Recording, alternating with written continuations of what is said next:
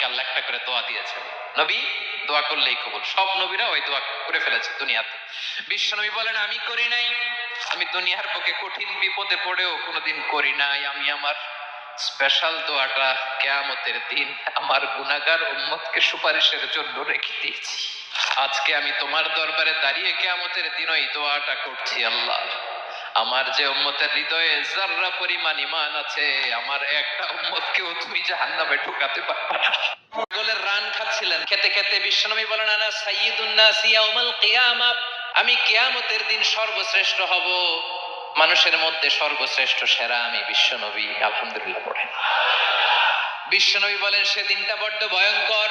সেদিন কেউ কারো কোনো উপকারে আসবে না, বন্ধু বন্ধুর কাজে আসবে না, স্ত্রী স্বামীর উপকারে আসবে না, স্বামী স্ত্রীর উপকারে আসবে না, পীর সাহেব মুরিদরে বাঁচাতে পারবে না, মুরিদ পীর সাহেবরে বাঁচাতে পারবে না, নেতা কর্মীর পরিচয় দিবে না, কর্মী নেতার পরিচয় দিবে না, ভাই বোনকে চিনবে না, বোন ভাইকে চিনবে না, বাবা তার সন্তানকে চিনবে না, মেয়েকে দেখে মা দৌড়ে দৌড়ে পালাবে।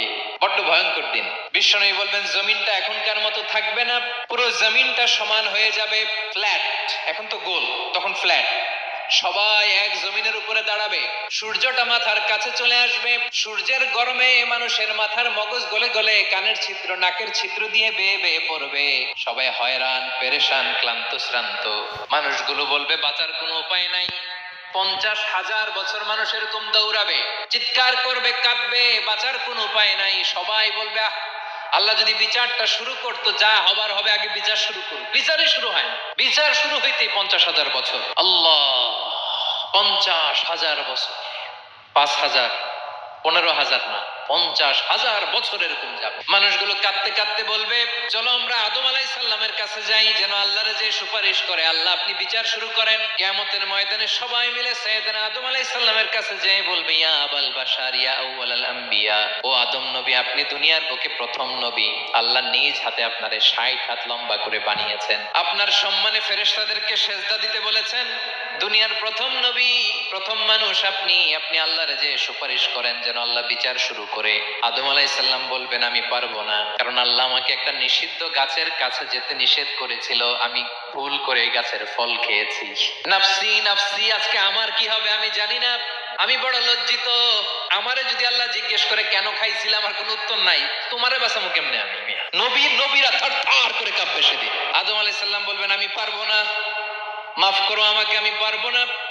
ওই যে ভুল করে গন্ধম খেয়ে ফেলেছি, নিষিদ্ধ গাছের ফল খেয়ে ফেলেছে, আমি বড় লজ্জিত অনুতপ্ত, আমি পারবো না। আজকে আল্লাহ এত রাগান্বিত হয়েছে, আগে কখনো আল্লাহ এত রাগান্বিত হয় নাই, ভবিষ্যতে আল্লাহ কখনো এত রাগান্বিত হবে না। আমি পারবো না, এক কাজ করো, তোমরা নূহ আলাইহিস সালামের কাছে যাও। কোন নবী? লোকেরা এবার পাগলের মতো দৌড়াতে দৌড়াতে আল্লাহর নবী নূহ আলাইহিস সালামের কাছে যেয়ে বলবে ইয়া নবী আল্লাহ নূহ আনতা আউয়ালুর রুসুলি ফিল আরদ, আপনি জমিনে প্রথম রাসূল। আদম আলাইহিস সালাম নবী ছিলেন, রাসূল ছিলেন না, এই দুনিয়ার বুকে প্রথম রাসূল ছিলেন আল্লাহর নবী নূহ আলাইহিস সালাম। সবাই বলবে ও নবী আল্লাহ নূহ, রাসূল আল্লাহ নূহ, আল্লাহ আপনাকে আবদান শাকুরা, শুকরগুজার বান্দা বলে কোরআনে বলেছে। কোরআনে নূহ আলাইহিস সালামের নামেও সূরা আছে না নাই? আপনি আল্লাহর প্রিয় বান্দা, প্রিয় রাসূল।